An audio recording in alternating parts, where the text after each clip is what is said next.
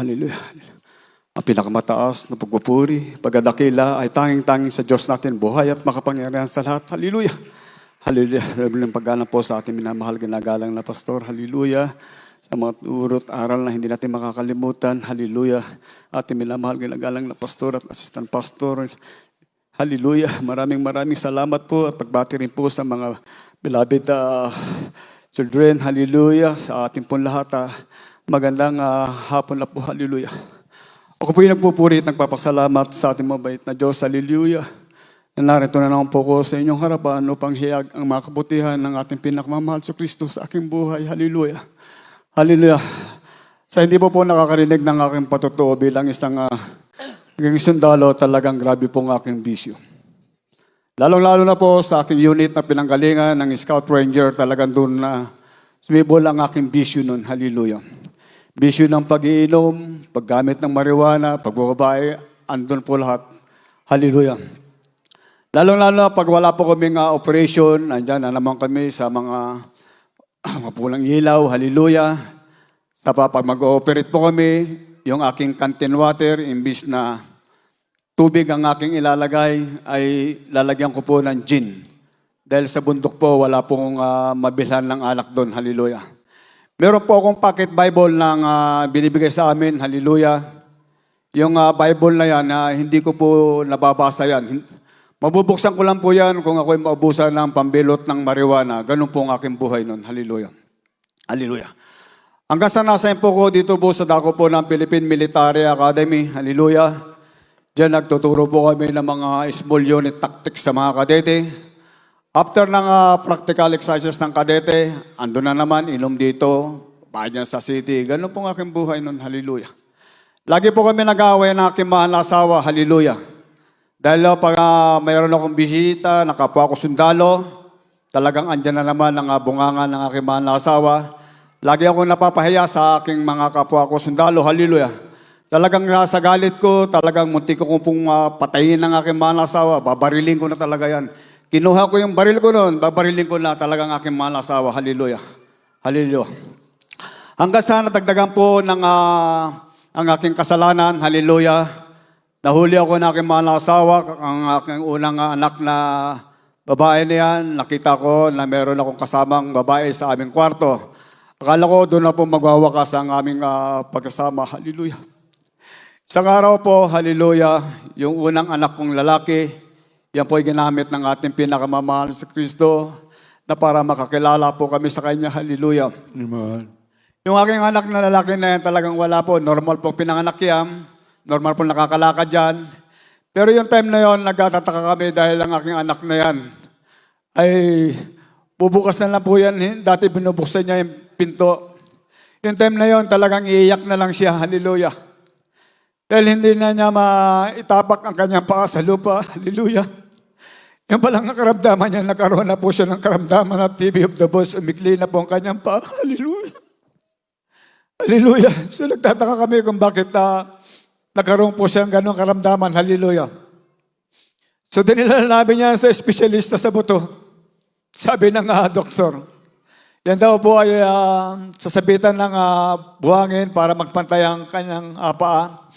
Pero hindi po pumayag ang aking mahal na asawa bilang may kaalaman din sa medisina, bilang isang nurse po, hallelujah. So pinano po namin sa albularyo. Sabi ng albularyo, meron daw ako naapakan na puso o pinakulam.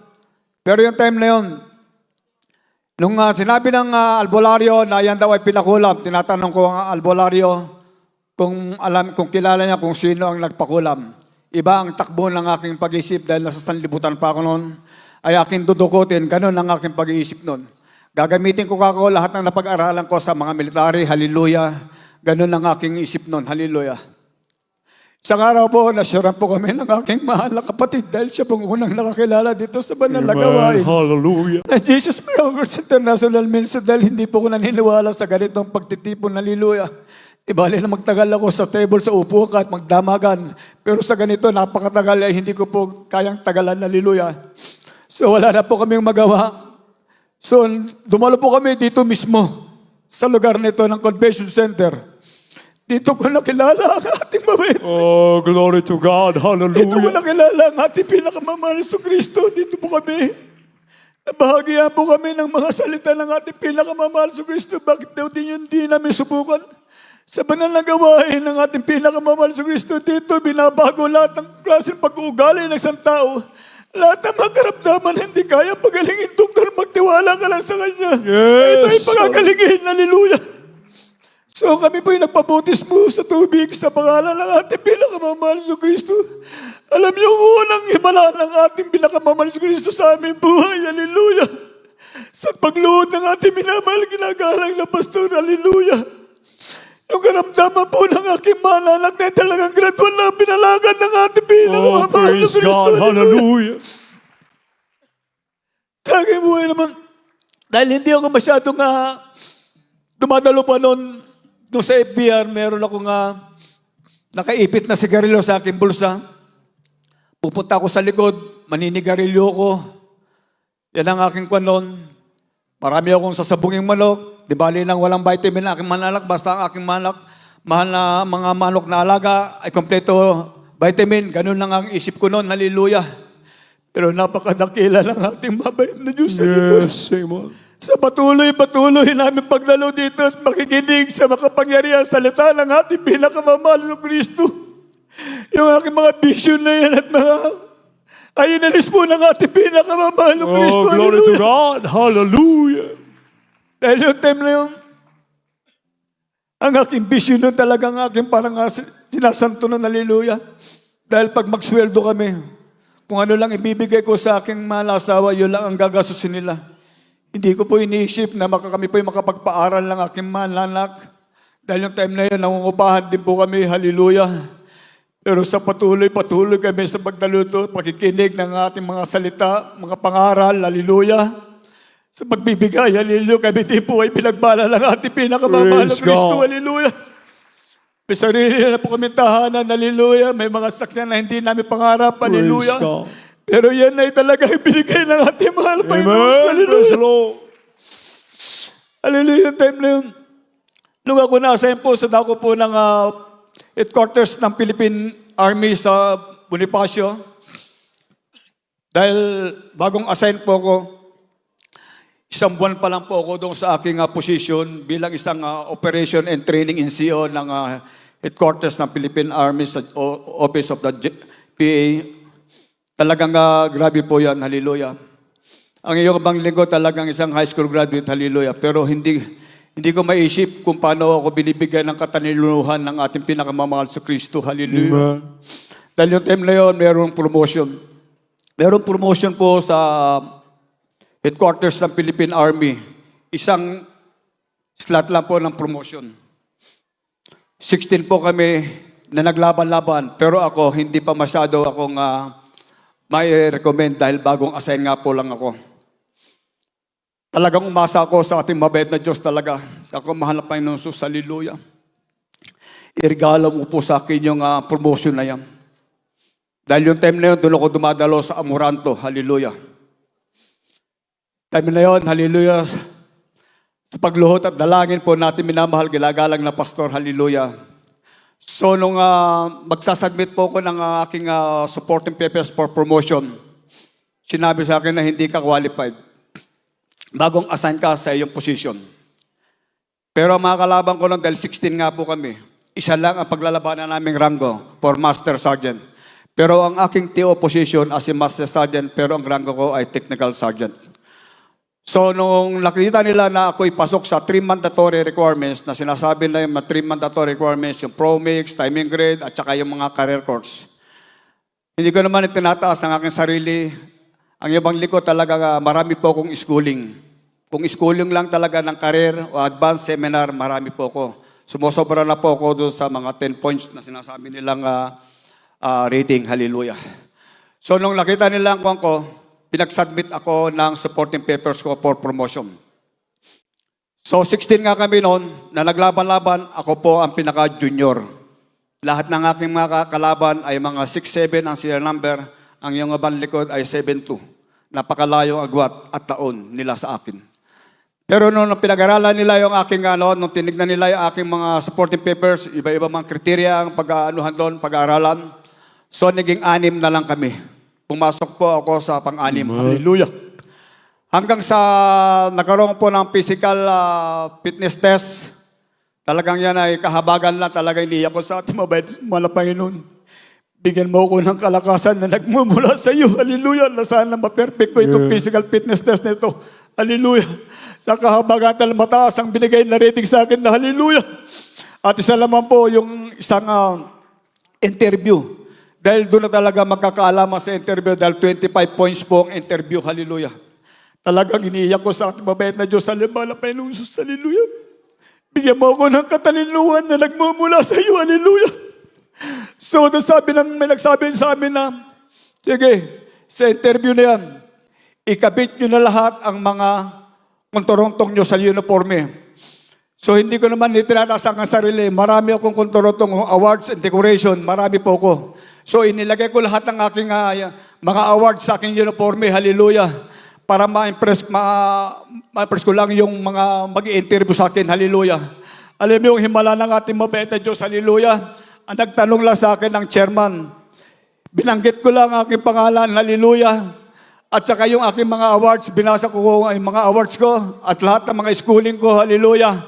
Ang sabi lang ng chairman sa akin, congratulations kung ikaw makakuha ng Master Sergeant na yan. Hallelujah. Praise God. Talagang inasa ko sa ating mabait na Diyos. Hallelujah. Amen. Alam niyo, himala ng ating pinakamahal sa Kristo, yung isang rango na yan. Ako po ang nakakuha. Hallelujah. Oh, glory to God. Napakabuti ng ating Hallelujah. mabait na Diyos. Ako lang po ang high school graduate, karamihan college level at college graduate. Ako lang po ang high school graduate doon. Ako pang nakakuha. Hallelujah. Amen. Napakabuti ng ating mabait na Diyos. Hallelujah. Nung ako na po talagang yun ang usap-usapan na po sa amin sa headquarters ng Philippine Army. Hallelujah. Dahil yung headquarters ng Philippine Army, yung aking inahawakan na posisyon niya talagang buong Pilipinas. Hallelujah. Dahil yung Operation and Training in CO, yan po ang hawak ko. Hallelujah. Kung paano kami mag-conduct ng training sa mga batalyon ng buong Philippine Army. Hallelujah. Pero napakadakila lang ating mabait na Diyos siya nagbibigay ng katalinuhan sa akin. Hallelujah. Hindi ko ma-imagine. Hallelujah. Hallelujah. At isa ko rin pinapasalamat sa ating mabait na Diyos. Kako malapin sa huwag mo munang ilalabas yung aking promotion. Dahil inihiling ko sa malapin na Diyos, sana makuha ko po yung minimiti kong schooling sa buong Armed Forces of the Philippines. Yung schooling po ng Explosive Ordnance and Disposal Course, yung paggawa ng bomba. Yun ang talagang minimit kong schooling dahil yan ang pinakamagandang schooling sa buong ng policeman o EAP sa lahat ng mga agency. Yan ang pinakamanong schooling, yung EOD, yung pag ng bomba. So po ko nun, nilapitan ko ang aking chief, sir, kako baka pwede ako mag-schooling ng EOD. Kasi graduate po ko ng Abo Management Course. Kasi bago ka makapag-schooling ng Explosive Ordnance Disposal Course, lahat ng mga uri ng mga bala, magmula small arms hanggang big ammunition, ay inyong pag-aaralan. Kailang graduate ka doon bago kukuha ng EOD. So graduate ako doon, yun ang prerequisite para ka makapag-schooling. Sabi niya, Master Sergeant ka na, paano ka mag-schooling? So sisirain natin yung rank requirements. Kasi ang rank requirements doon ay hanggang Staff Sergeant lang. So dalawa ang nilaktaman ko, from Staff Sergeant, technical to Master. So dalawa, maraming magre-reklamo. Nung tinanong ako ng chief ko, talagang malapay, no, sipuin mo ako yung chief kong ito. Nung tinanong niya ako, ilang years ka pa ba sa serbisyo? Sir, bali 16 years pa ako sa serbisyo. Oh, matagal ka pa pala. Sige, gawa ka ng recommendation. Gumawa ako ng sarili ko recommendation. Pinapirma ko, dinala ko sa AFMC. Ando na naman ang hadlang, hallelujah, hindi ka pwede mag-schooling kasi hindi ka accommodated ng training command ng Army kasi senior ka, Master Sergeant ka na. Sir, kalalabas lang ng promotion ko. Hindi, kahit na Master Sergeant ka na. Paano yan, sir? Nirecommend ako ng chief ko, paano yan, O sige, gawa lang tayo ng message, ikaw na ang bahala doon sa training command kung ano sasabihin nila doon. So, nung ginawa nila lang nag-message ang Army sa pagpunta sa training command, so ando na naman hadlang ng kaaway, hallelujah. Sabi niya, Master, hindi ka pwede kasi Master Sergeant ka na, hallelujah. Di, sir, may message na yan from higher headquarters para hindi mo ko i-accommodate yan, Ako talagang iniiyak ko sa ating mabait malam ni Jesus. Kako hibuin mo ka ako ito nag-i-interview ito. Hallelujah. Alam niyo sabi sa akin, sige Master, i-accommodate ka namin kung makakapasa ka sa swimming test at physical fitness test at saka yung exam. Sige po, nung talagang andyan na naman ng iyak ako sa malapit ni Jesus. Hallelujah. Sa unang dalangin, pagluhod natin, minamahal ka lalo pa sa wilderness na dahil ito po ang aking pangarap kong schooling. Sana ma-accommodate mo kong schooling ito. Hallelujah. Alam nyo, ang iba na lang ating pinakamamalis ko sa talaga napasa ko yung tatlong yan, yung swimming test, writing exam, physical fitness test, talagang napakabuti ng ating pinakamamalis ko. Ako na po nag-schooling sa buong forces ng Master Sergeant ng EOD. Napakadakila ng ating mabait na Diyos. Kung hindi ko po nakilala ang ating mabait na Diyos, nasaan po kaya ako ngayon? Hallelujah. Amen. Napakadakila na, hallelujah. Yes, Hindi ko ma-imagine, hallelujah. Kung iniisip ko yung buhay ko noon, talagang napakagulo, hallelujah. Lasing kong tao, basagulero, hallelujah. Ako pag nakahawak ko ng baril, pag ibang isip ng tao na nagsasalita, talagang may madit ko, pero napakabuti ng ating mabait na Diyos. Napakadakila niya, sinong hindi maglilingkod sa Kanya, hallelujah. Yes, amen, hallelujah. Hallelujah. Alam niyo, nung nagsubmit ako ng aking retirement. Dahil yung abang lingkod nyo, talagang may kaso po ko ng human rights doon po sa tako ng Davao del Norte. Dahil yung Davao del Norte talaga, invested ng MPA yan. Maraming MPA po dyan talaga noong 1980s. Talagang andyan po mga dyan po kasi unang na-organize o na-establish ang Sparrow Unit sa Davao del Norte, sa Davao City, Davao del Norte, yan po. Ang iyong panglingkod, munti pa akong ma-Sparrow dyan ng aram yan, hallelujah. May nag-request na sibilyan na sabi puntahan tayo ka dahil yung kanilang koprahan ay kinukuha ng mga bansa Moro Army. So naabutan namin yon, yung mga inabutan namin doon talagang pinagkukulata po namin yan, pinagbubugbog namin yan, so na-report po kami, talagang naano po ako doon sa human rights, hallelujah. So nung ako po kukuha ng clearance, kasi pag mag-retire talagang kukuha ka ng clearance mo, ng ombudsman clearance. Kung ikaw ay may kaso, wala kang makukuhang benefits kahit na 5. Wala kang pension, wala kang makukuha na yung tatanggap. So talagang umiyak ako sa Malapinas dahil yung time noon, nasa Amoranto ko, doon ako dumadalo. So nagdalaki pagluhot natin, minamagal, galapas sa world sa Dalmeda ka, Malapinas, huwag na po sana makita ang aking kaso na yun, hallelujah. Alam nyo, nung nag-submit ako after 2 days, sabi ng aking licensee, Master, yung ombudsman clearance mo, clear, hallelujah. Hallelujah, napakadakila ng ating mabait na Diyos, hallelujah. Amen. Isa rin daw, pinapasalamatan ko dahil yung time na yun, ang ibang lingkodan na involved kami po sa Odeta, noong August 28, in 1987, kami po yung mga trainer ng Scout Ranger. Ang head namin si Gringo Hunasan, siya ang commandant po namin. Yung time na yon, nag-class po kami noon. Kami po yung mga, ang ibang lingkod niya isang sniper. Ako po yung isang sniper doon. Yung aking ginagamit na pang snipe na baril, yan po ay nawala dahil kami po ang mga rebel soldier, napasukan na po kami ng government troops, halilo yung aking baril po, talagang nawala yan. Talagang naiwan lahat ng aming gamit. So na-identify kami. Muntik po kaming nakulong. Ako nakatakas po kami. Yung ibang kasama namin nakulong sa barko. Kami po nakatakas. Hallelujah. Nung magpag-clear na po ako ng aking baril para maklear ako dito sa Army Property Office na baka nandun pa rin yung aking baril na nawala. Hallelujah. Talaga nung pag-submit ko niya kaumbagahan, tinignan ko yung aking clearance. Talaga clear yan. Napakadakila na. Glory to God. Hallelujah. Sino ba hindi maglilingkod sa Kanya? Hallelujah. Yes. Amen. Siguro kung wala ako sa ating mabait na Diyos, hallelujah. Ang dami ko kaso baka hindi ako nakapag-retire. Pero napakabuti ng ating pinakamamahal na Jesus. Hallelujah. Kaya lahat ng kapurihan, pagtatakila ay tanging-tanging sa Diyos natin. Buhay at makapangyarihan sa lahat. Hallelujah. Hallelujah. Hallelujah. Thank you, Amen. Lord Praise Jesus.